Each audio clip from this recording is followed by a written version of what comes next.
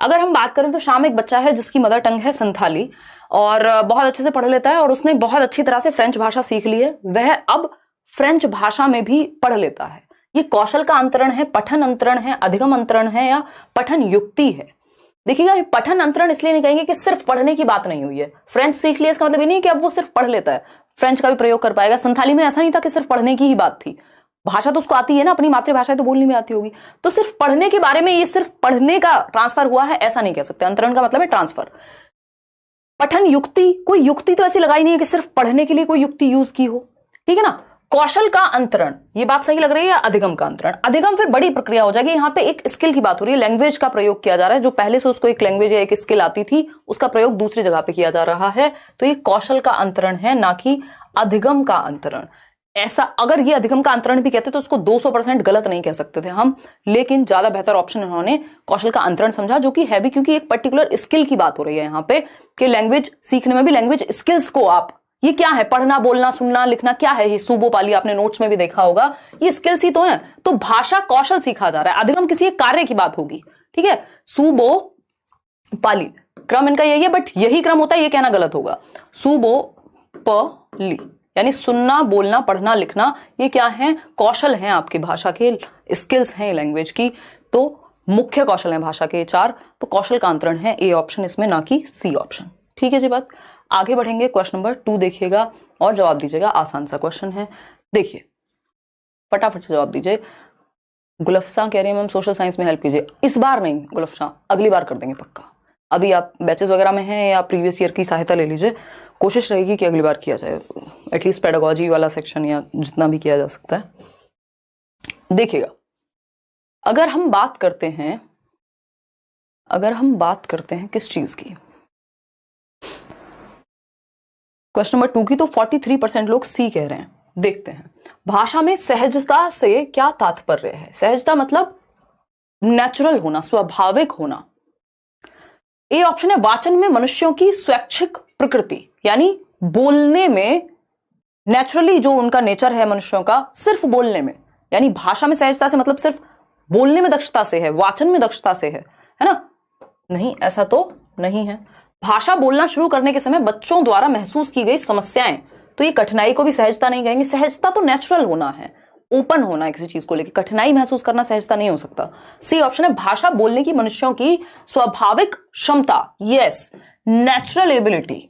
बिल्कुल सही बात है कि आप भाषा को सहज रूप से, नेचुरली, जैसे आप अपनी मातृभाषा को ग्रहण कर लेते हैं, उसका प्रयोग करते हैं, वो जो आपके अंदर की स्वाभाविक क्षमता है भाषा को सीखने की, उसको सहजता कह रहे हैं, उसको नेचुरल होना कह रहे हैं हम यहाँ पे। भाषा बोलने से पहले मनुष्यों का सोच विचार करना नहीं। सहजता मतलब है जो नेचुरली आए, जैसे आप अपने दोस्तों में बहुत सहज होते हैं, कुछ भी बोल देते हैं, कोई टेंशन नहीं होती, ज्यादा सोचते नहीं है, स्वाभाविक रूप से जैसे आप नेचुरली हैं वैसे होते हैं। आप कहीं इंटरव्यू देने जाएंगे तो शायद उतने सहज ना हो जितने आप अपने दोस्तों के साथ होते हैं, होना भी नहीं चाहिए, वहां माहौल अलग है। हो सकता है कई लोग अपने पिताजी और माताजी के सामने, क्योंकि अगर वो अथॉरिटेटिव पेरेंट्स हैं, तो वहां सहज ना हो, टीचर के सामने उतने सहज ना हो। तो सहज मतलब जैसे आप नेचुरली हैं, नेचुरली कोई चीज है स्वाभाविक रूप से। सहजता से तात्पर्य है भाषा बोलने की मनुष्यों की स्वाभाविक क्षमता। C option is the right answer. 69% लोग सही दे रहे हैं उत्तर। क्वेश्चन नंबर 3 देखिएगा एक बार। क्वेश्चन नंबर 3 देखिएगा, कक्षा 6 की अध्यापिका यानी क्लास 6 की टीचर हैं, अपनी कक्षा के विद्यार्थियों को 5-5 के समूहों में बांटती हैं। यानी जो बच्चे हैं, मान लीजिए कितने बच्चे हैं, 25 बच्चे हैं क्लासरूम में, और 5-5 के समूह में 5 का ग्रुप बना दिए। टोटल 5 ग्रुप्स बन गए, 5-5 स्टूडेंट्स ईच, हर एक ग्रुप में 5 बच्चे हैं, और 3 महीने तक साथ साथ काम करने के लिए कार्य देती हैं। यानी 3 महीने मतलब 3 मंथ्स, ठीक, साथ काम कर रहे हैं 5-5 के ग्रुप में बच्चे। इस कार्य में उन्हें भिन्न भिन्न विषयों पर बहुत से लोगों के विचार, आंकड़ों का संग्रह करना होता है। अब ये जो एक्टिविटी उन्होंने दी है ग्रुप की, ये क्या है, इसमें लोगों के विचार अलग अलग, आंकड़े, जो भी डेटा उनको इकट्ठा करना है, उसका संग्रह करना है एक जगह पे। ग्रुप में 5-5 का ग्रुप है, क्लियर है बात। बाद में एक रिपोर्ट लिखकर उसे कक्षा में प्रस्तुत करना है। इस गतिविधि को क्या कहेंगे? और जब ये काम हो जाए 3 महीने में कि आपने डेटा इकट्ठा कर लिया 5-5 के ग्रुप में जा करके, लोगों से मिल करके, और उसके बाद आप एक रिपोर्ट लिख रहे हैं कि कंक्लूजन क्या हुआ, कि मान लीजिए किसी इलाके में मच्छर हैं, जनसंख्या के बारे में बात हो रही है, पॉल्यूशन के बारे में बात हो रही है, बच्चों को ग्रुप टास्क दिया गया है। ये यहां हम क्लियरली देख सकते हैं कि समूह परियोजना है एक तरह से। तो प्रदत्त कार्य, ये कोई होमवर्क तो है नहीं, ये तो प्रॉपर एक एक्टिविटी बनाई गई है। परियोजना कार्य सत्र कार्य के किसी एक सत्र में होगा। पोर्टफोलियो आकलन बिल्कुल भी नहीं, ये क्या है, परियोजना कार्य या समूह कार्य, प्रोजेक्ट वर्क है ये। प्रोजेक्ट वर्क याद रखिएगा। प्रोजेक्ट मेथड किसने दिया था? जॉन डुई के शिष्य थे। कौन? W.H. Kilpatrick, William heard Kilpatrick. परियोजना विधि किस पे आधारित है? प्रैग्मेटिज्म पर। प्रैग्मेटिज्म क्या है? प्रयोजनवाद, प्रैक्टिकल सिनेरियो में सीखना। ग्रुप वर्क, परियोजना विधि, प्रोजेक्ट विधि, बच्चे ग्रुप में काम करते हैं किसी एक टास्क पर, तो ये परियोजना कार्य है। B option is the right answer. ये डी कौन दे रहा है भाई? पोर्टफोलियो आकलन। पोर्टफोलियो में तो टीचर बच्चों को बाहर भेजने की क्या जरूरत है, खुद नहीं अपना फाइल बना लेगा। पोर्टफोलियो आंख बंद करके गलत उत्तर कैसे दे देते हो भाई? आगे बढ़ते हैं। पोर्टफोलियो में क्रमिक प्रगति जैसा कुछ लिखा होगा, तब जाके पोर्टफोलियो की तरफ आप जाएंगे, अगर आपको शॉर्टकट में ही समझना है तो। क्वेश्चन नंबर 4 देखिए, सामग्रियों द्वारा दिए गए निवेश अवसर किस प्रकार गाम्य हो सकते हैं, यानी ग्रहणशील हो सकते हैं, एक्सेप्टेबल हो सकते हैं। जो भी आपकी टीचिंग लर्निंग मटेरियल्स हैं, सामग्रियां हैं, उनसे जो हम अवसर प्रदान कर रहे हैं बच्चे को, उनको एक्सेप्टेबल किस फॉर्म में हम देख पाएंगे? देखिएगा, जवाब दीजिएगा, फटाफट से बताइएगा। बिल्कुल उर्वशी, आप लोग मेरे से भी बेहतर बने। आप कह रही हैं want to become teacher like you, बहुत ही अच्छे बने, है ना। अब मैं ये तो नहीं कहूँगी कि मैं अच्छी नहीं हूँ, इतना तो आत्मविश्वास इंसान को होना ही चाहिए, और इतना फीडबैक है तो कुछ तो सही हो ही रहा होगा। देखिएगा, अगर हम बात करें किस चीज की, बी ऑप्शन 87% लोगों की सामग्रियों द्वारा, बट हाँ मैं बेहतर बनने की और बेहतर करने की आकांक्षा हमेशा रखती हूँ। सामग्रियों द्वारा दिए गए निवेश अवसर किस प्रकार गाम्य यानी एक्सेप्टेड हो सकते हैं, बताइएगा। इसमें कितने % लोग हैं जो उत्तर दे रहे हैं? B option 86। भाई क्या कर रहा है, मुझे पता था तू कुछ ना कुछ करेगा ऐसा ही। कैसे हो गया ये? तो ब्रो कमाल आदमी है ये। शौर्य सिंह का कल एग्जाम है, फिर भी ये पोल लगाने आए हैं, लेकिन अपनी मस्ती किए बिना बाज नहीं आते हैं। देखिएगा, तो अगर हम बात करें बी ऑप्शन 86% लोग, तो अवसर किस प्रकार गाम्य हो सकते हैं, बी कह रहे हैं 86% लोग। पहला ऑप्शन है शिक्षार्थी द्वारा ड्रिल के माध्यम से व्याकरणिक पहलुओं का अभ्यास करना। ये थोड़ा सा मैकेनिकल हो जाएगा। व्याकरण पढ़ाने की बात जब भी आए, आप कोशिश कीजिएगा, मैंने नोट्स में भी लिखा है एक लाइन में ही, संदर्भ में व्याकरण पढ़ाना ज्यादा बेहतर होता है, ठीक है। और यहां पे बात हो रही है अवसर की, अपॉर्चुनिटीज दी जा रही हैं अलग अलग मटेरियल से। शिक्षार्थी उद्देश्यों को ध्यान में रखते हुए समझ के साथ संदर्भ में भाषा का प्रयोग करें, बेस्ट हो गया ये। ऐसा अवसर का मतलब है आपने उस तरह की अपॉर्चुनिटीज दी हैं जहां बच्चा रियल लाइफ से जुड़ के कॉन्टेक्स्ट में संदर्भ में भाषा सीख पाएगा, ठीक। शिक्षार्थी अर्थ समझते हैं और भाषा का पुनरुत्पादन करते हैं। इसमें भी बच्चा जो है वो मैकेनिकल ड्रिल वाली बात हो रही है, इसमें लर्निंग बाय डूइंग कम है, बच्चा उतना एक्टिव नहीं है जितना बी ऑप्शन में है। शिक्षार्थी पाठ्य सामग्री कंठस्थ करते हैं। देखो, रट्टे नहीं लगवाने, कंठस्थ का समय जा चुका है, ठीक है ना। B option is the right answer, जहां बच्चा सबसे ज्यादा एक्टिव है और मीनिंगफुल अर्थपूर्ण ढंग से सीख रहा है, संदर्भ में सीखेगा, किस उद्देश्य के लिए सीखा जा रहा है उसको समझते हुए। क्वेश्चन नंबर 5 देखिएगा और जवाब दीजिएगा पोल में। क्वेश्चन नंबर 5 क्या कहता है, निम्नलिखित में से कौन सी टॉप डाउन श्रवण प्रक्रियाएं हैं? पहले ये इंग्लिश में पूछी जाती थी, अभी ये हिंदी में पूछी जा रही है। ये इंग्लिश के नोट्स में मिल जाएंगी आपको, अगर आपको पढ़ना भी हो ये टॉप डाउन अप्रोच, तो क्योंकि मेजरली जो है इंग्लिश पेडागोजी का ही पार्ट है। देखिएगा और लाइक शेयर भी करते रहिएगा अगर आपको कोई आपत्ति ना हो। आजकल टीचर लाइक शेयर करने को कहते तो लोगों को दर्द हो जाता है बहुत ही भयंकर तरीके से।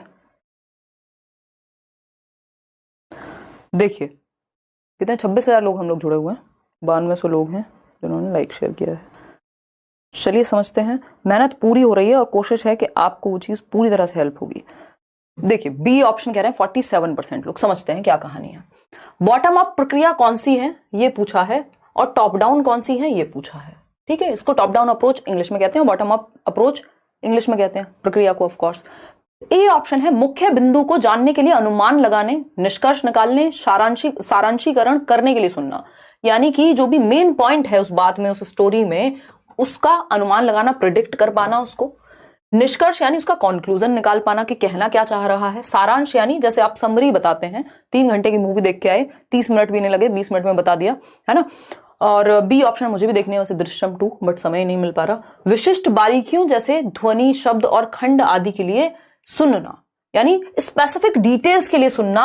जैसे आपका ध्यान है साउंड पे कि प्रोनाउंसिएशन है कि ठीक है, ध्वनि किस चीज की आ रही है ना, शब्द क्या बोला जा रहा है, खंड यानी पार्ट्स क्या है, फ्रेजेस क्या है। बी ऑप्शन कह रहे हैं 66% लोग। ए बॉटम अप प्रक्रिया है तथा बी टॉप डाउन है। आप लोग यहां बिल्कुल सही हैं कि बी जो है वो बॉटम अप है और ए टॉप डाउन है। उसका रीजन है, जब डायरेक्ट समरी की बात आए, स्टोरी की बात आए, निष्कर्ष की बात आए, तो ये क्या हो जाती है, टॉप डाउन हो जाती है, क्योंकि मीनिंग, आप डायरेक्ट मीनिंग से बाकी की चीजों पे जा रहे हैं कि आपने पहले स्टोरी को समझा, फिर उसके डायलॉग्स पे जाएंगे, फिर पैराग्राफ पे जाएंगे, वर्ड्स पे जाएंगे, फिर उनके मीनिंग पे जाएंगे। ये क्या है, टॉप डाउन अप्रोच है। टॉप मतलब मीनिंग से नीचे की तरफ आना, वर्ड, सेंटेंसेस, ग्रामर, इन सबको तोड़ के देखना। वहीं अगर हम बात करें स्पेसिफिक बारीकी, जैसे ध्वनि, कोई चीज कैसे प्रोनाउंस होती है, शब्द कैसे बनता है, वर्ड, फिर वर्ड से खंड, फ्रेज कैसे बनेगा, फिर उससे सेंटेंस कैसे बनेगा, फिर उससे पैराग्राफ कैसे बनेगा, तो ये हुआ नीचे से ऊपर की ओर जा रहे हैं, यानी बॉटम अप, बॉटम अप। ठीक है जी, तो B option is the right answer.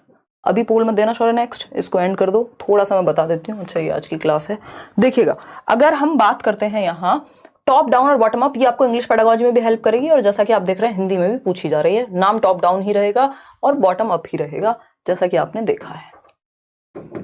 Hindi में कुछ और भी नाम दे सकता देने को। तो टॉप डाउन में डायरेक्ट आप स्टोरी, कॉन्क्लूजन, समरी, पैराग्राफ, इन सब पे डायरेक्ट जाते हैं कि आपको किसी समरी से कुछ समझना है, यानी पहले आप एक स्टोरी बता रहे हैं, कॉन्क्लूजन बता रहे हैं, समरी बता रहे हैं, या फिर समरी के बाद आप एक पैराग्राफ में तोड़ के समझ रहे हैं, फिर पैराग्राफ को भी आप सेंटेंसेस में तोड़ के समझ रहे हैं, फिर उस सेंटेंस को भी आप वर्ड्स में, वर्ब्स में, अलग अलग हिस्सों में तोड़ के समझ रहे हैं, ध्वनियों में तोड़ के समझ रहे हैं कि सी और एच मिलते हैं तो क्या साउंड आता है। तो ये टॉप से, टॉप क्या होता है, कंप्लीट स्टोरी जिसका मीनिंग हो। डाउन की तरफ जा रहे हैं जो कि वर्ड है या फिर सेंटेंस है, छोटे छोटे पार्ट्स की तरफ जा रहे हैं, तो टॉप से डाउन जा रहे हैं। बॉटम अप क्या होगा, बॉटम अप होता है कि आप सबसे छोटा जो भी इकाई हो, मान लीजिए वर्ड है, या फिर उससे भी पहले अगर हम देखें फोनीम है, फोनीम समझ रहे हैं ना, ध्वनि पे फोकस, स्वनिम कहते हैं जिसको हम, फोनीम है कि साउंड किस वर्ड से कैसी आती है जोड़ करके, सी और एच मिलता है तो च की आवाज आती है। फिर इससे आप वर्ड पे गए, उससे भी अल्फाबेट पे जा रहे हैं, फिर वर्ड पे गए, फिर वर्ड से आपने क्या किया, दो वर्ड को जोड़ करके कुछ एक फ्रेज पे जा रहे हैं, फिर सेंटेंस की तरफ जा रहे हैं, फिर सेंटेंस के बाद आप पैराग्राफ पर जा रहे हैं, पैराग्राफ से फिर आप कहीं स्टोरी पे या कंक्लूजन पे पहुंच पा रहे हैं। इसको बॉटम अप अप्रोच कहते हैं। बॉटम अप क्यों कह रहे हैं, क्योंकि ये बॉटम से, बॉटम क्या है, फोनीम, एकदम छोटी यूनिट से बड़ी की तरफ, पैराग्राफ या स्टोरी की तरफ जा रहे हैं। तो इसको प्लीज ध्यान रखिएगा, एक नंबर आपका प्यार प्यार में चला जाएगा अगर हमने इसको ठीक से नहीं समझा तो। इतनी बात क्लियर है नहीं?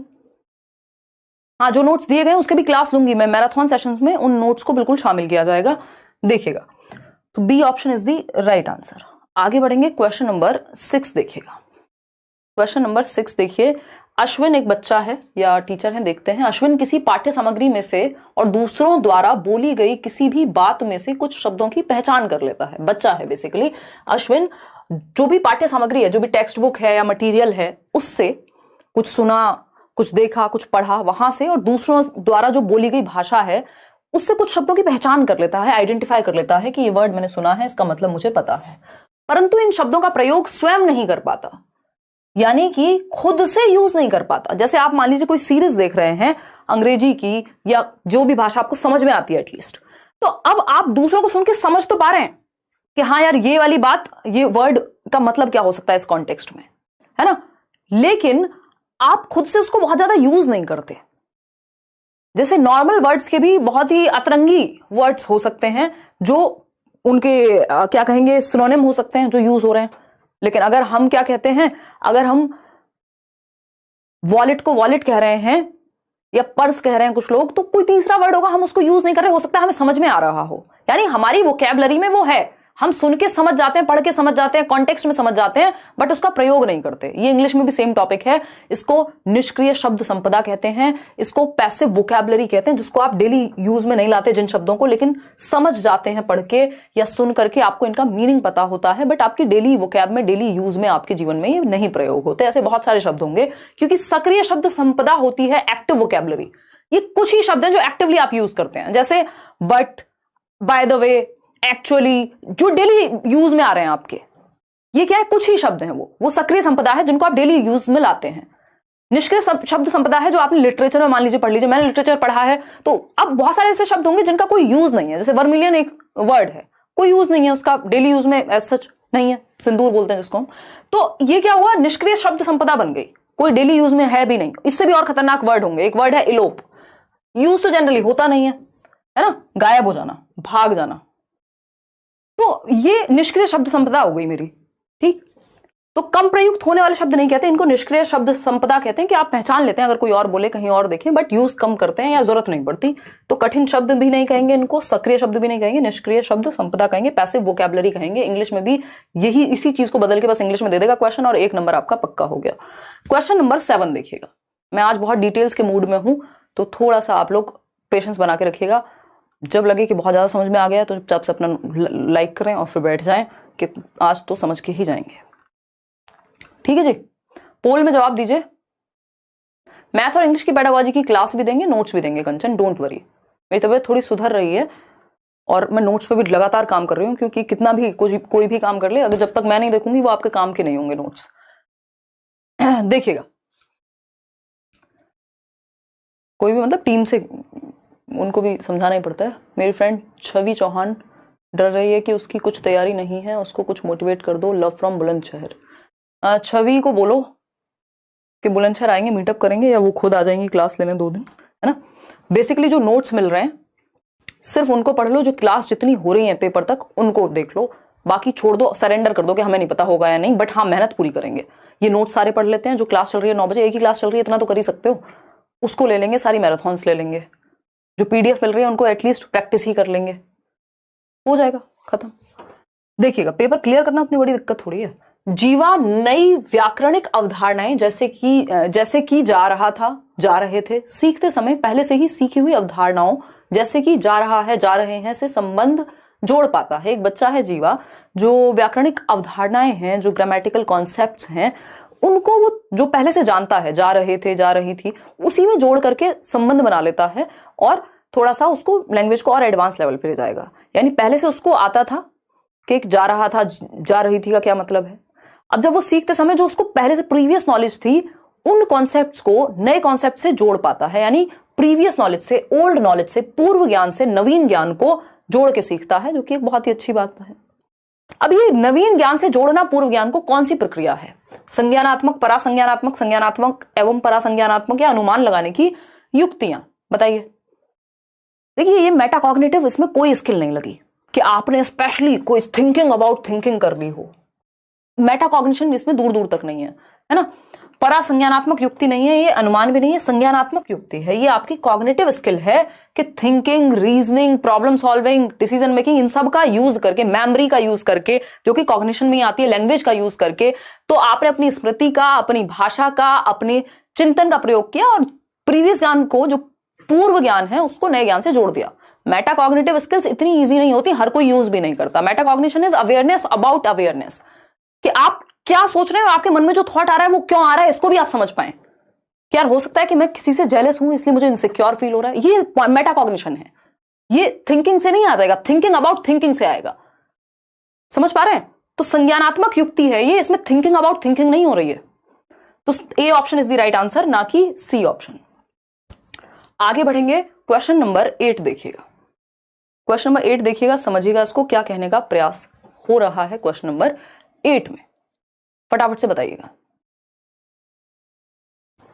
हाँ, ये देखो, खुशी अभी भी खुश हैं कि ऐसे मैसेज कोई मेरे लिए भी कर दो। हैं, कौन से मैसेज पढ़ रही हो खुशी? अक्कड़ बक्कड़ बम्बे पे हो जाएगा, 1 महीना भी नहीं है पेपर में, फिर सारी खुशी चली जाएगी, नील बटे सन्नाटा हो जाएगी खुशी। घर वाले कहेंगे यूट्यूब खोल के बैठी रहती थी, या तो मैडम में कोई दिक्कत है जिनको आप देख रही थी, या फिर आप में, आप कहें नहीं नहीं पापा मैं तो पढ़ती थी, मैं तो डेली क्लास लेती थी। हाँ, क्लास के पीछे, हाँ क्लास के पीछे गेम खेलती थी। ये आप बताएंगे नहीं कि क्लास के बीच में मैं कमेंट करती थी, अरे मेरे लिए भी कोई अच्छे अच्छे मैसेज कर दो इसलिए नहीं हुआ पेपर। है, अब फोकस कर लो यार, पेपर आ रहा है, मजाक मैं ही कर लेती हूँ, उतना से पेट नहीं भरता क्या? थोड़े बहुत मजाक की जरूरत होती है क्लास में, ज्यादा की जरूरत नहीं है। देखिए, अगर हम बात करें क्वेश्चन नंबर 8 की, तो नीचे दी गई गतिविधि पर ध्यान दें, यानी कोई एक्टिविटी है उस पर फोकस करना है। पढ़ते हैं क्या कहानी है। शिक्षार्थियों को समाचार पत्र से मौसम की रिपोर्ट पढ़ने के लिए कहा गया। यानी जो न्यूज़पेपर है, बच्चों को दिया गया न्यूज़पेपर, और उसमें मौसम की रिपोर्ट, कि भाई वेदर की क्या रिपोर्ट है, क्या टेम्परेचर है, किस समय सूर्योदय होगा, क्या कहानी है, ये पढ़ने के लिए कहा गया। और शहरों के मौसम को एक सप्ताह या उस दिन विशेष के मौसम का विश्लेषण करने के लिए कहा गया। यानी जो सिटीज हैं वहां पे वेदर कैसा है, उस चीज को स्टडी करे बच्चा, एनालाइज करे, या उस पर्टिकुलर दिन जिस दिन ये कहा गया है कि एक बार इसका तापमान देख करके इस जगह का और पता करो कि क्या स्थिति है, ये काम दिया गया बच्चे को, ठीक है। शिक्षार्थी समूची कक्षा में प्रस्तुत करने के लिए समूह में कार्य करते हैं, ये चीज को दिखाने के लिए बच्चे इस पे काम करने के लिए ग्रुप में वर्क कर रहे हैं और विश्लेषण करते हैं, यानी एनालाइज कर रहे हैं, टुकड़ों में तोड़ करके देखना चीजों को विश्लेषण कहलाता है। इस कार्य में भाषा अधिगम की कौन सी युक्ति शामिल है, यानी कौन सी टेक्निक वो लैंग्वेज को सीखने की लगा रहे हैं बच्चे, फटाफट से बताइएगा, फिर जाकर के हम आगे बढ़ेंगे।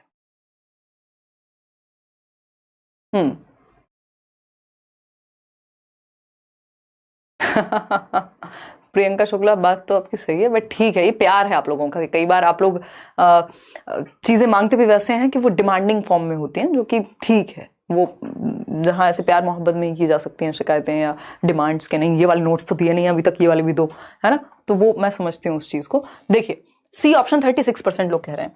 तो अध्ययन संलग्न विमर इस्तेमाल, प्रस्तुत अभ्यास परिणाम, कार्य आधारित भाषा अधिगम, सिंपल बात क्या है, जो आपका एक्टिविटी बेस्ड लर्निंग की बात नहीं हो रही है। देखिएगा एक बार फिर से, रुको, ये तो आप लोगों ने सी दिया हुआ है, फिर से पढ़ेंगे इसको।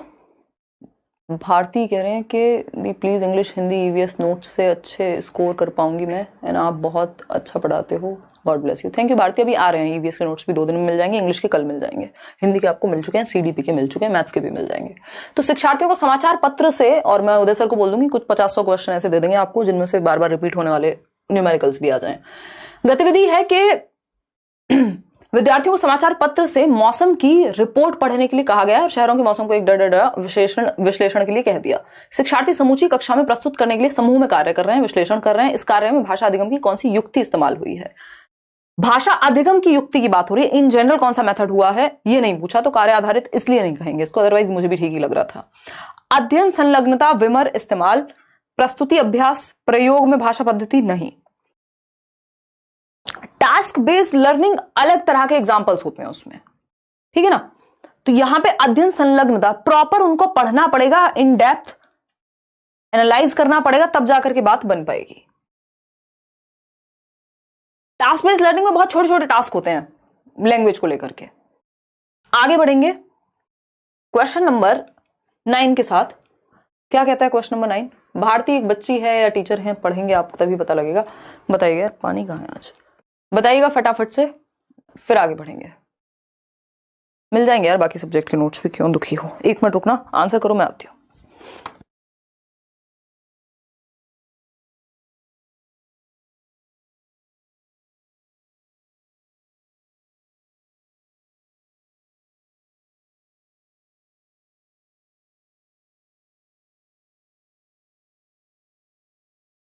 देखिएगा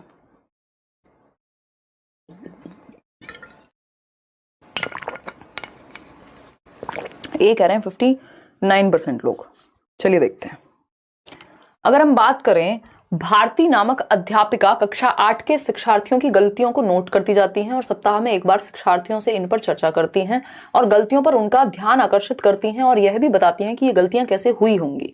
वह शिक्षार्थियों को अपनी गलतियों पर चिंतन मनन करने के लिए भी कहती हैं। क्या कर रही हैं ये? त्रुटि विश्लेषण है, प्रतिपुष्टि है, व्याकरण के नियम बताना है, व्याकरण सिखाना है। क्या यहाँ ऐसा लिखा है कि सिर्फ व्याकरण की ही बात हो रही है? ऐसा नहीं लिखा ना, गलती सिर्फ व्याकरण में होगी ऐसा नहीं लिखा। अब 73% लोग ए उत्तर दे रहे हैं, जो कि सही नहीं है, बट बहुत क्लोज ऑप्शन है। ए और बी को अगर हम देखें तो बहुत ही क्लोज ऑप्शन है, ठीक है जी।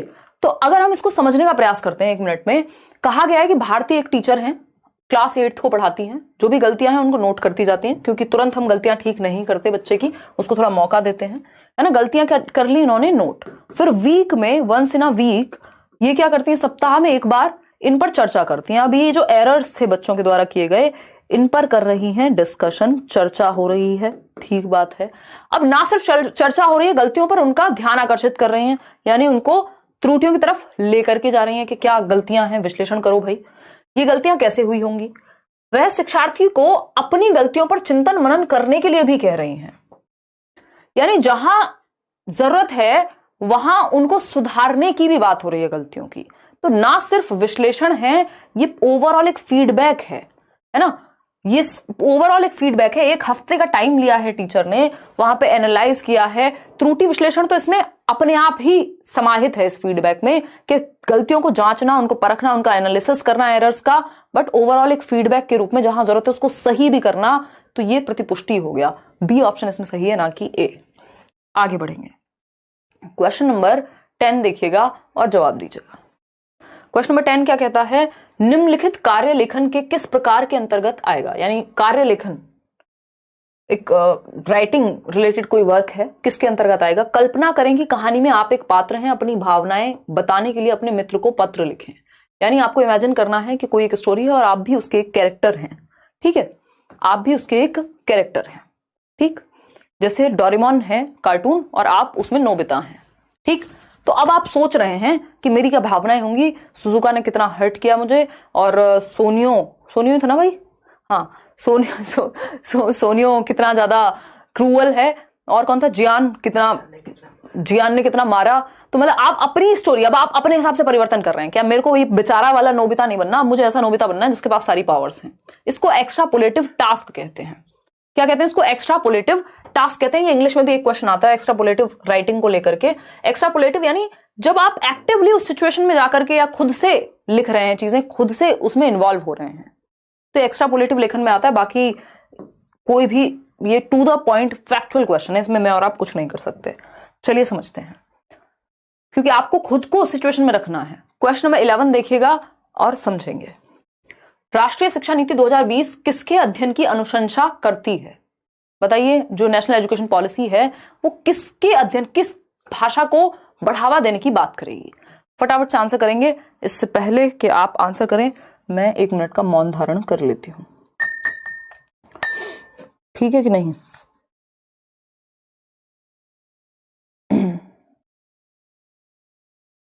इलेवन का डी कह रहे हैं 47% लोग। चलो अभी देखेंगे, तो चर्चा होगी तो पता लगेगा।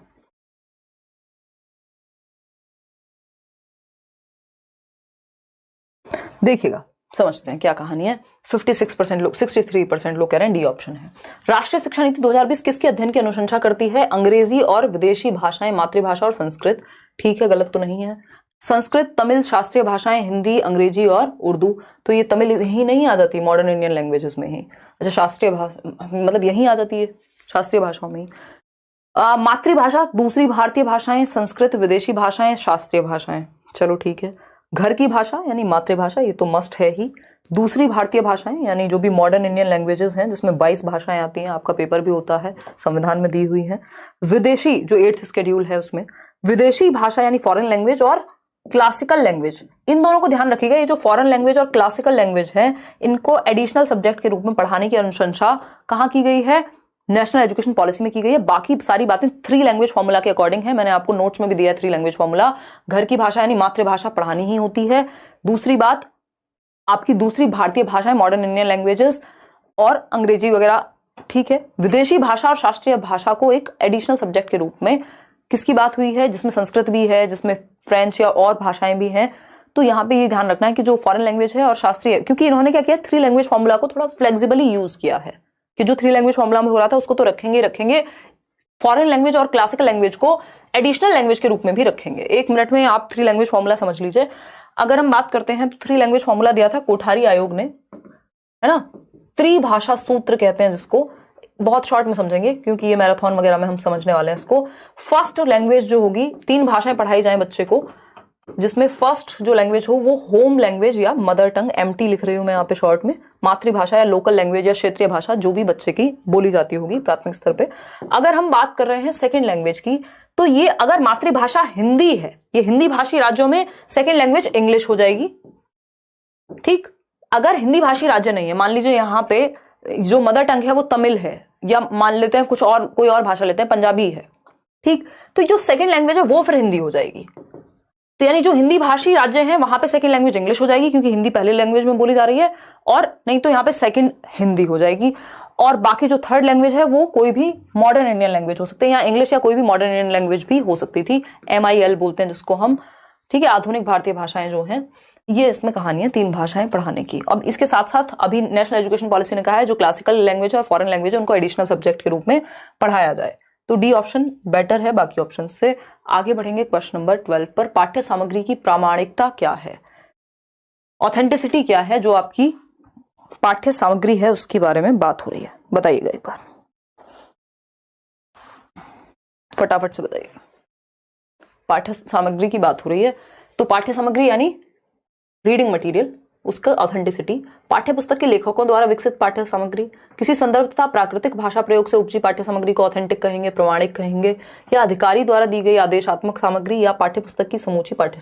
सिंपल है, जो ऑथेंटिसिटी का मतलब है लाइफ से जुड़ी हुई हो, कहीं ना कहीं कोई कॉन्टेक्स्ट उसका हो, कोई मीनिंग हो। तो किसी संदर्भ तथा प्राकृतिक भाषा प्रयोग से उपजी पाठ्य सामग्री क्या कहलाएगी, पाठ्य सामग्री की प्रमाणिकता इससे साध्य हो जाएगी।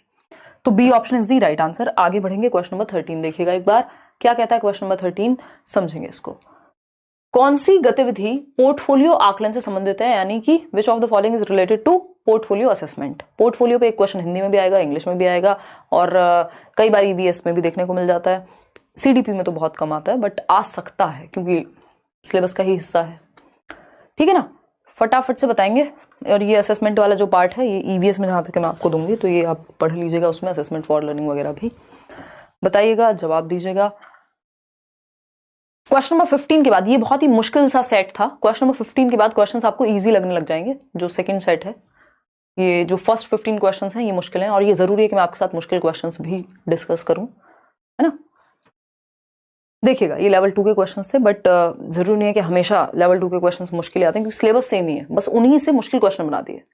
ठीक है, तो डी ऑप्शन है। 37% लोग कह रहे हैं। कौन सी गतिविधि पोर्टफोलियो आकलन से संबंधित है।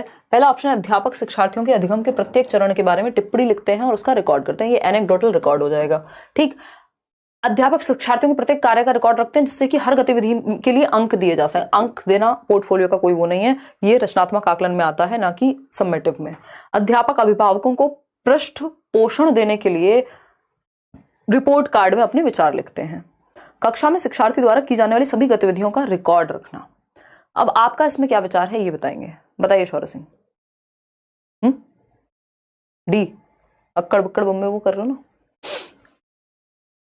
देखिएगा, डी कह रहे हैं ज्यादातर लोग डी कह रहे हैं, यानी आप कंफ्यूज करो तो आप हो जाते हो। देखिएगा, पोर्टफोलियो आकलन से संबंधित कौन सी एक बात है, तो कक्षा में शिक्षार्थियों द्वारा की जाने वाली सभी गतिविधियों का रिकॉर्ड रखना। सारी गतिविधियां होंगी ये जरूरी नहीं है। पोर्टफोलियो में कुछ स्पेसिफिक चीजें होती हैं, या तो बच्चे ने कुछ बहुत ही विशेष किया हो, उसकी अचीवमेंट्स होंगी, या कुछ डिफरेंट होगा। ठीक है, ऑल एक्टिविटीज नहीं होती पोर्टफोलियो में। पोर्टफोलियो फिर विशेष नहीं बचेगा ना। आप पोर्टफोलियो बनवाते हैं लोग मॉडलिंग के लिए, तो उसमें अगर सारी ही फोटो लगवा दें, जो गंदी आई है वो भी, अच्छी आई है वो भी, तो फिर पोर्टफोलियो कहां बचा, फिर उसमें कुछ स्पेशल नहीं बचा, है ना। तो आपकी शादी की भी एल्बम में पोर्टफोलियो जैसा ही है वो भी, तो फोटोग्राफर खराब फोटोज नहीं लगाता उसमें, खींचे तो उसने बहुत सारे होंगे। ठीक है ना। तो अध्यापक शिक्षार्थियों के अधिगम के प्रत्येक चरण के बारे में टिप्पणी लिखते हैं और उसका रिकॉर्ड रखते हैं। ये बात सही है, ये मैं इसको प्रत्येक एक्टिविटी पढ़ रही होंगी शायद। तो प्रत्येक चरण का मतलब है जैसे जैसे वो अलग अलग स्टेज में जा रहे हैं, उनमें जो भी चेंजेस आ रहे हैं। हर दिन नहीं है इसका, प्रत्येक चरण का मतलब हर दिन नहीं है, जो हमें पहली बार पढ़ के लग रहा था।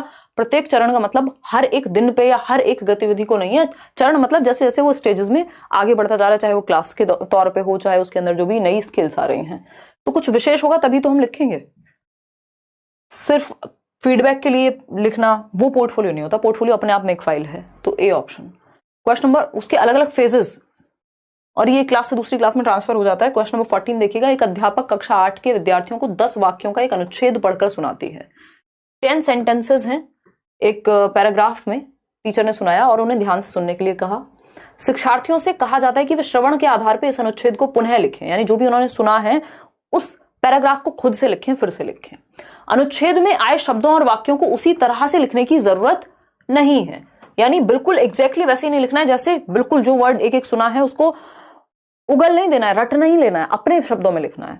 उन्हें अनुच्छेद के अर्थ को ध्यान में रखना है। इस गतिविधि को क्या कहेंगे? अनुच्छेद श्रुतलेख कहेंगे, पारस्परिक श्रुतलेख कहेंगे, वाक्यों द्वारा श्रुतलेख कहेंगे, व्याकरण अनुवाद श्रुतलेख कहेंगे।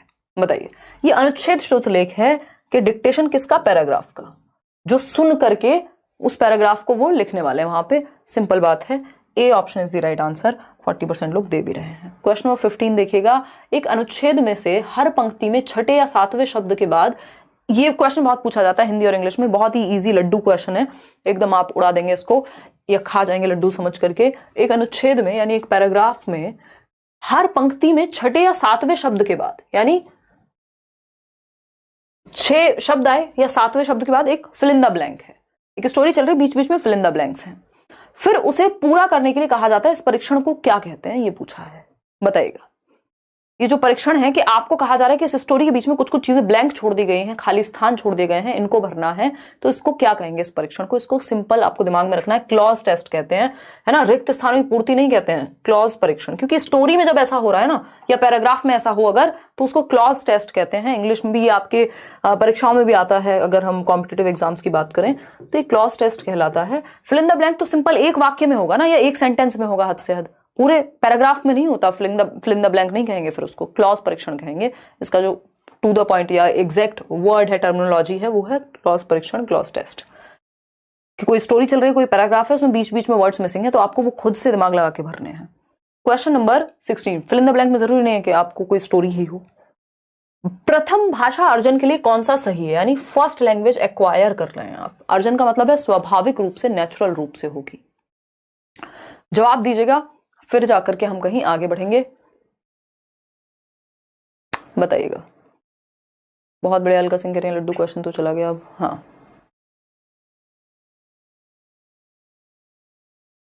हाँ पूरी प्लेलिस्ट बनाई हुई है अलग अलग चैप्टर की, हिंदी पेडागोजी की। अगर पढ़ने बैठोगे नम्रता, बिल्कुल सही कह रहे हो आप।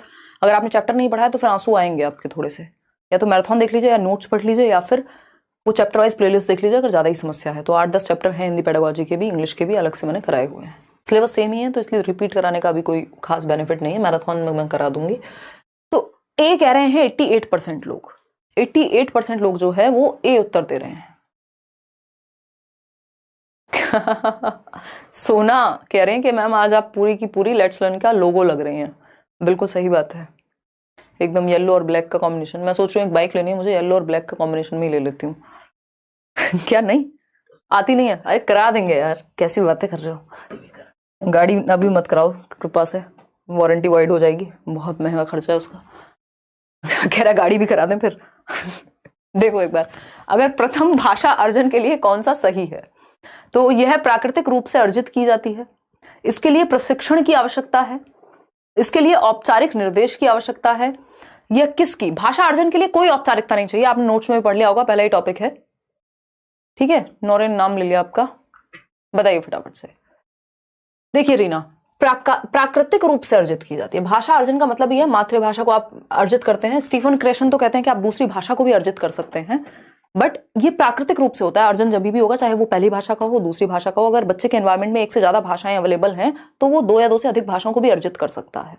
तो ये प्राकृतिक यानी नेचुरली आपके आसपास, आपके घर में, फैमिली में आसपास जो भाषा बोली जा रही है, इसके लिए कोई ट्रेनिंग नहीं लेनी पड़ती। जब आपने अपनी मातृभाषा को सीखा होगा, मदर टंग को, तो कोई आप ट्रेनर नहीं हायर किया होगा कि भाई अब हमारा बच्चा 1 साल का हो गया, उसको कोई भाषा सिखा दो।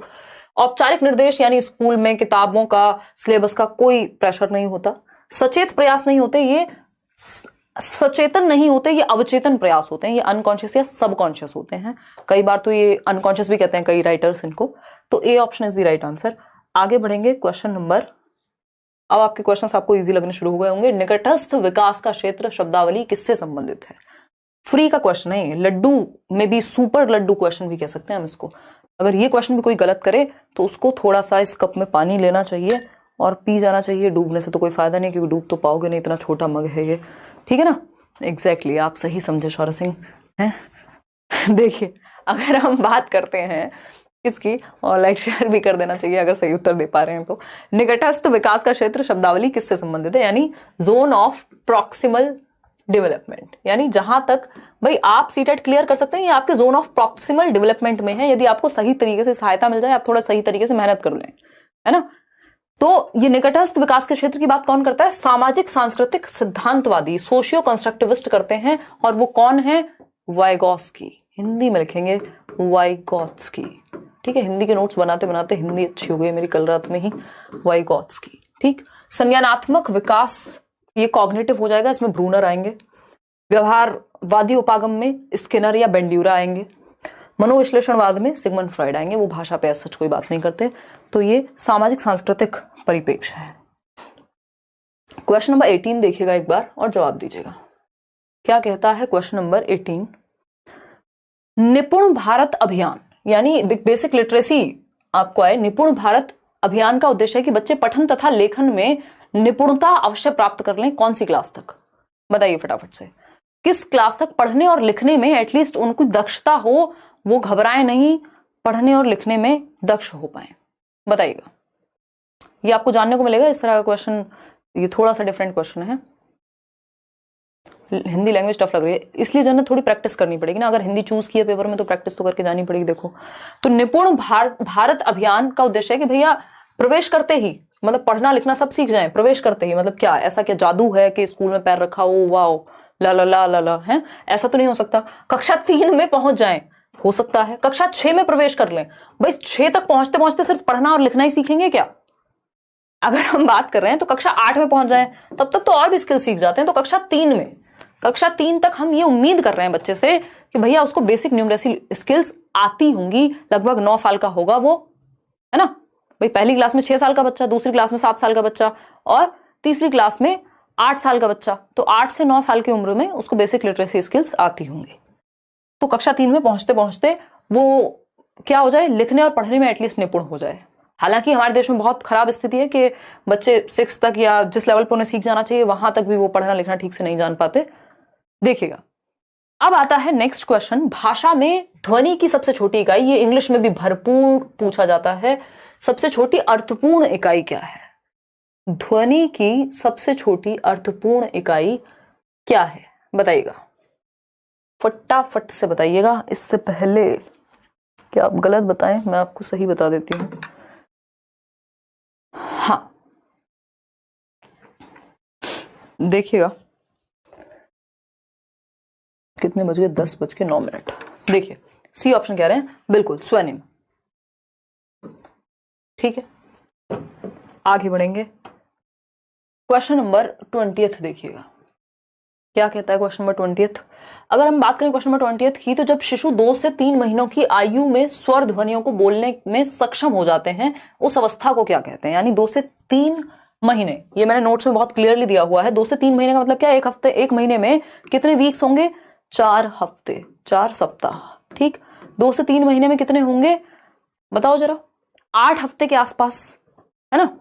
8 हफ्ते के आसपास। तो अगर हम बात करें 2 से 3 महीने की आयु में जब वो स्वर ध्वनि का प चा जिनका कोई मतलब नहीं, बस हाँ वो आवाजें निकाल पा रहा है थोड़ी, इसको कूकना कहते हैं, है ना? बलबलाना मत लिखो सरकार। बैबलिंग में सिंगल सिलेबल यूज करने लग जाएगा बच्चा, फिर वो वाह माँ ये सब बोलने लग जाएगा। वो 2-3 महीने में नहीं होती, 6 महीने में होती है, ये 6 मंथ्स में होती है। ठीक है जी। किलकिलाना या कूकना ये 1.5 महीने से 2 महीने के बीच में शुरू होती है, यानी 6 हफ्ते के अराउंड। 6 हफ्ते मतलब 1.5 से 2 महीने के बीच। तो ये वही 2 से 3 महीने का समय है, लगभग हर बच्चा कर ही लेगा। तो किलकिलाना या कूइंग, बस वो आवाजें निकालता है, उनका अपना कोई मतलब नहीं होता। तो बस स्वर ध्वनियां निकाल रहा है, ऐसा नहीं कि उनका कोई मीनिंग है। वहां पे तो वो सिंगल सिलेबल जोड़ के बा मा पा इस तरह की बातें करने लग जाएगा। बलबलाना में तो एक शब्द बुदबुदाना होता है, 1 वर्ड स्टेज 1 साल। रूप विधान मॉर्फिम की बात कर रहे हैं, वो फिर इसका स्टेज से कोई सच ताल्लुक नहीं है। तो किलकिलाना या कूइंग कहेंगे, बी ऑप्शन। ये पहली स्टेज होती है कूइंग लैंग्वेज डेवलपमेंट की। क्वेश्चन नंबर 21 देखिएगा। कबीर हैं, कबीर सिंह वाले कबीर नहीं है, कबीर दास वाले कबीर हो सकते हैं। कबीर 6 भिन्न भाषाओं में प्रवाह के साथ बोलता है। यह भाषाई योग्यता उसे डैश बनाती है, यानी 6 डिफरेंट लैंग्वेजेस फ्लुएंटली बोल लेता है कबीर। देख रहे हो कबीर है एकदम स्टड बंदा, है ना? मतलब 6 डिफरेंट भाषाएं, 6 डिफरेंट लैंग्वेजेस। सोच रहे हो कॉग्निटिव लेवल किस लेवल पे जा रहा होगा, है ना? इसको क्या कहेंगे? ये तो जो पॉलीलिंग्विस्ट होते हैं ना, आई थिंक उससे भी आगे की बात होगी। 5 भाषाओं से भी ज्यादा, 6 भाषाएं। तो ये बहुभाषी बच्चा है, सिंपल बात है। मल्टीपल लैंग्वेजेस जानता है, यानी मल्टीलिंगुअल है, बहुभाषिता है। 1 नहीं 2 नहीं। भाषाविद तो फिर वो हो गया कि किसी एक भाषा का जानकार भाषाविद हो सकता है, जरूरी नहीं भाषाविद को 6 भाषाएं आती होंगी। द्विभाषी होता है जिसको 2 भाषाएं आए। बहुभाषी है, द्विभाषी तो आप में से कई लोग यहाँ पे होंगे, ज्यादातर लोग हिंदी इंग्लिश या जो भी आपकी मातृभाषा है या हिंदी वो समझ ही लेते होंगे। बहुभाषी यानी मल्टीपल लैंग्वेजेस, 2 या 2 से अधिक हो जाए तो मल्टीपल पे चले जाओ। फिर आता है क्वेश्चन नंबर 22। देखिएगा आसान क्वेश्चन, लड्डू क्वेश्चन। पियाजे के अनुसार, आप यहाँ पे आज वो पता नहीं आए हैं या नहीं, यहाँ पे हमारे क्लास में एक लर्नर है, उनका नाम है पियाजे चचा, स्विट्जरलैंड वाले। तो अगर वो हैं तो अपनी हाजिरी लगाएं, बताएं एक बार और सही जवाब दें। अगर आपने भी ये गलत आंसर दिया तो बहुत ही दुख की बात हो जाएगी। देखिएगा, अगर हम बात करें तो पियाजे के अनुसार बच्चे के समग्र बौद्धिक विकास के लिए डैश क्या है, बताइए। देखिए ध्यान से पढ़िएगा, यहां लिखा है समग्र बौद्धिक विकास के लिए, यानी ओवरऑल इंटेलेक्चुअल डेवलपमेंट के लिए। तो भाषा क्या हो जाएगी, महत्वपूर्ण हो जाएगी, कोई भूमिका नहीं है, एकमात्र पहलू है, भाषा विकास का अंग नहीं है। अगर आप जनरली देखेंगे तो ये होता है कि जो संज्ञानात्मक विकास है, कॉग्निटिव डेवलपमेंट है, वो लैंग्वेज डेवलपमेंट से इंडिपेंडेंट है। ऐसी बात पियाजे के बारे में हम पढ़ते हुए आ रहे हैं। ईगोसेंट्रिक स्पीच को भी उन्होंने उतना महत्वपूर्ण नहीं माना है। लेकिन जब ओवरऑल इंटेलेक्चुअल डेवलपमेंट की बात कर रहे हैं तो वहां भाषा को महत्व दिया जा सकता है, क्योंकि वो हमारी ईगोसेंट्रिक स्पीच जब सोशल स्पीच बनती है बाद में जाकर के, तो वो फिर इंपॉर्टेंट हो जाएगी आपकी बुद्धि के विकास के लिए। B option is the right answer. आगे बढ़ेंगे क्वेश्चन नंबर 23 पर। चॉम्स्की, चचा चॉम्स्की, बाबा चॉम्स्की, जो भी आप कहना चाहें, बट बहुत महत्वपूर्ण है। ऐसा कोई पेपर नहीं है जहां चॉम्स्की से क्वेश्चन ना हो, हिंदी और इंग्लिश दोनों में, और कई बार सीडीपी में भी आता है। चॉम्स्की की पारिभाषिक शब्दावली सहजता योग्यता को किस रूप में समझा जा सकता है। पारिभाषिक शब्दावली यानी जो हम बेसिक आपके पास शब्द होते हैं यूज करने के लिए, जो आप जनरली यूज करते हैं, उसको चॉम्स्की के अनुसार क्या कह रहे हैं ये पूछा है, बताइए।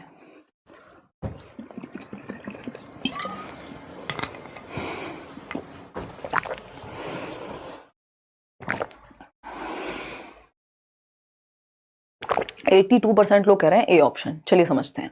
अगर हम बात करें चॉम्स्की की पारिभाषिक शब्दावली सहजता योग्यता को किस रूप में समझा जा सकता है, तो भाषा अर्जन उपकरण के रूप में, सक्रिय अनुकूलन, वास्तविक अधिगम, सामाजिक अधिगम, इन सब की बात तो उन्होंने की ही नहीं है।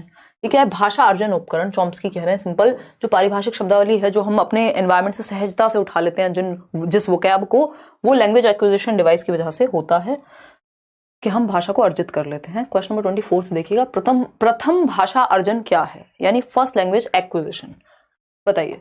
शिक्षार्थी के सचेत प्रयास हैं, कॉन्शियस एफर्ट्स, प्रमुख गतिविधि है विद्यालय की। प्रथम भाषा तो विद्यालय आने से पहले ही बच्चा बोलना और समझना सीख जाता है, ये याद रखेंगे। मदर टंग होती है प्रथम भाषा आपकी, या जो भी घर में आपके पहले बोली जा रही है भाषा। अगर इन केस, रेयर केस ऐसा हो सकता है कि मातृभाषा घर में बोली ही ना जाती हो, भाई मम्मी पापा यूएस चले गए थे और उन्होंने मातृभाषा वैसे तो हिंदी हुआ करती थी, बट उन्होंने कभी हिंदी में बात ही नहीं की बच्चे से, तो वो तो इंग्लिश में करते हैं, तो बच्चे के लिए तो मातृभाषा फिर इंग्लिश ही हो गई। ठीक है, तो उस केस में ऐसा फिर हो सकता है। प्रशिक्षण के द्वारा, ये तो फिर लर्निंग होती है, अधिगम होता है प्रशिक्षण के द्वारा। तो प्राकृतिक प्रक्रिया है, हाँ ये बात सही है। सचेत नहीं, असचेत, या फिर हम कहेंगे अवचेतन प्रयास। ये कॉन्शियस एफर्ट नहीं लगाते आप प्रथम भाषा को एक्वायर करने में, अर्जन में। नेचुरली प्राकृतिक रूप से आप अपने घर में अर्जित कर लेते हैं। आपको कोई टीचर, कोई किताब, कोई स्कूल, कोई सचेत प्रयास की जरूरत नहीं होती। क्वेश्चन नंबर 25 देखिएगा और जवाब दीजिएगा। देखिएगा, जवाब दीजिएगा। पेपर 2 के लिए सोशल साइंस के नोट्स कब तक मिल जाएंगे? कृष्णा, सोशल साइंस के नोट्स की गलत उम्मीद मैं आपको नहीं दूंगी। सोशल साइंस और साइंस के नोट्स आपको इस बार नहीं मिलेंगे। कोशिश रहेगी अगली बार मैं दे पाऊं, है ना। उसके लिए या तो आपको बैचेस का सहायता लेनी पड़ेगी, प्रीवियस ईयर और एनसीईआरटी, बस इनफ हो जाएगा। अभी के लिए तो नोट्स नहीं दे पाऊंगी, बट हाँ मेरी आगे कोशिश है। देखिएगा, जवाब दीजिएगा फटाफट से। क्वेश्चन है, ऐसी कक्षा, ये हमारे टाइपिस्ट जी ने कमाल किया होगा, ऐसी कक्षा जहां बच्चे अपनी मातृभाषा से शुरुआत करते हैं तथा उसके बाद उन्हें अतिरिक्त भाषाओं का शिक्षण दिया जाता है, वह क्या कहलाती है? यानी पहले मदर टंग से शुरुआत हुई है, बाकी अदर लैंग्वेजेस को भी फिर वहां पे पढ़ाया जा रहा है, तो इसको क्या कहेंगे? फटाफट से बताइए, मैं इतने देखती हूँ आप लोगों के कॉमेंट्स। पेपर 2 के लिए, हाँ ये तो मैं पढ़ चुकी हूँ, देखिएगा एक बार, देखिएगा एक बार।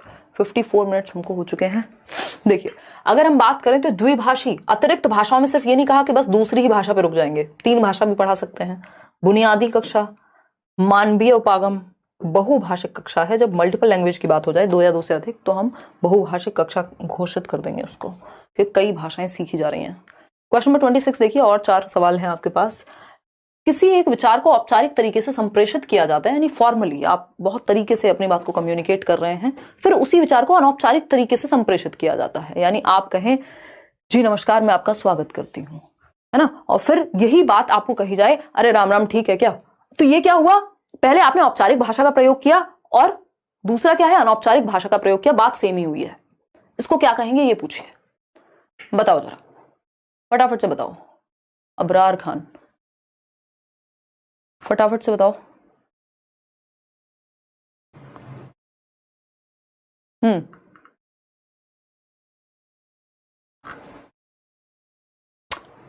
26B आसान क्वेश्चन है ये तो।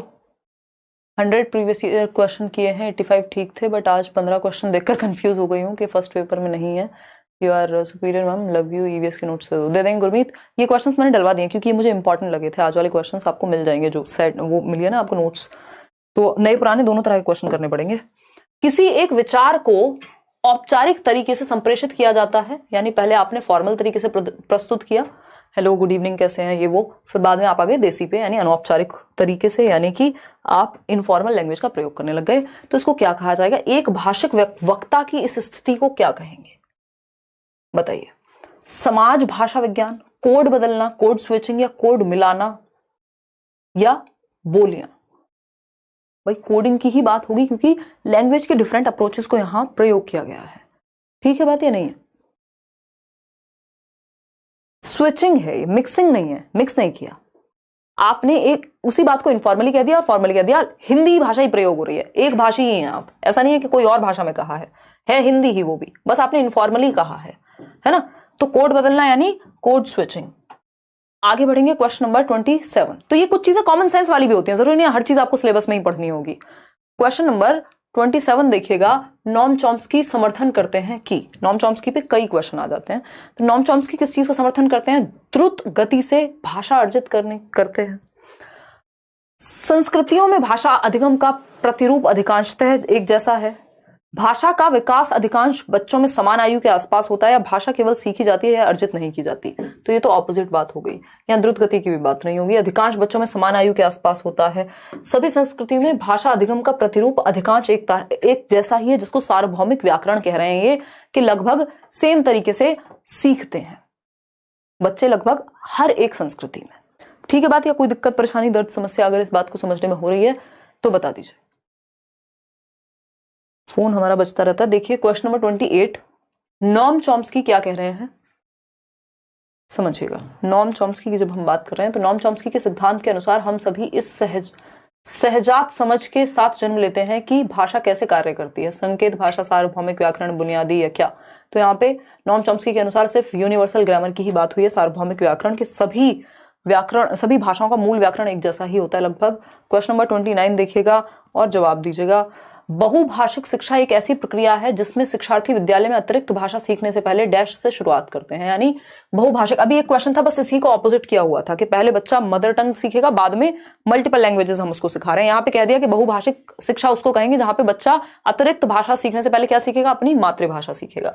तो आसान बात है, इसमें कुछ भी नहीं है भाई। कोई और भाषा सीखने से पहले मदर टंग को आप क्या बनाते हैं? एक रिसोर्स के रूप में, एसेट के रूप में, संसाधन के रूप में प्रयोग करते हैं। सबसे पहले मदर टंग सिखाएंगे। ठीक है, कोई दिक्कत परेशानी? ये तो आंसर मैंने बता दिया, फिर भी 94% ही लोग सही दे रहे हैं इसका आंसर। मतलब बताने के बाद भी हम ये उम्मीद नहीं कर सकते कि 100 के 100%, अगर पेपर आपको पहले भी दे दिया जाए, अगर मान लीजिए कुछ केसेस में, तो भी 100 के 100% लोग सही कराएंगे, इसकी कोई गारंटी नहीं है। द्वितीय भाषा के शिक्षण शास्त्रीय अभ्यास में डैश के द्वारा संरचना को बेहतर तरीके से आत्मसात किया जाता है। द्वितीय भाषा के शिक्षण शास्त्रीय यानी जो सेकेंड लैंग्वेज है, उसकी जब आप पेडागोजिकली उसको प्रैक्टिस करा रहे हैं तो किस तरह से आप उसकी संरचना को, उसके स्ट्रक्चर को बेहतर तरीके से एसिमुलेट कर सकते हैं, अपने अंदर बैठा सकते हैं।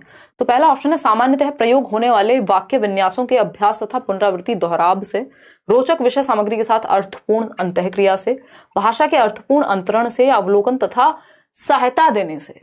देखो ये दो ऑप्शन हटा के मैं आपके लिए इजी कर देती हूँ, क्योंकि ऐसा नहीं कि सिर्फ वाक्य विन्यास को आप दोहराते रहेंगे और द्वितीय भाषा में तो फिर तो वो रट्टाफिकेशन जैसा बन जाएगा, या डायरेक्ट मेथड भी नहीं रहेगा, फिर हम उसको ग्रामर ट्रांसलेशन मेथड कह देंगे। तो या तो अर्थपूर्ण अंतरण होगा या फिर रोचक सामग्री का और अर्थपूर्ण अंतःक्रिया का।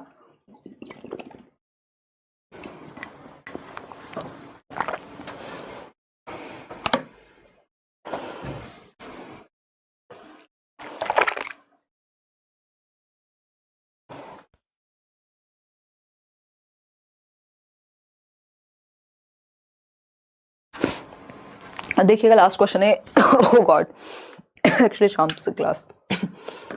देखिएगा, रोचक विषय सामग्री के साथ अर्थपूर्ण अंतःक्रिया का। ठीक है, द्वितीय भाषा के शिक्षण शास्त्रीय अभ्यास में रोचक विषय सामग्री के साथ अर्थपूर्ण अंतःक्रिया का, यानी एक मीनिंगफुल इंटरेक्शन हो और कैसी हो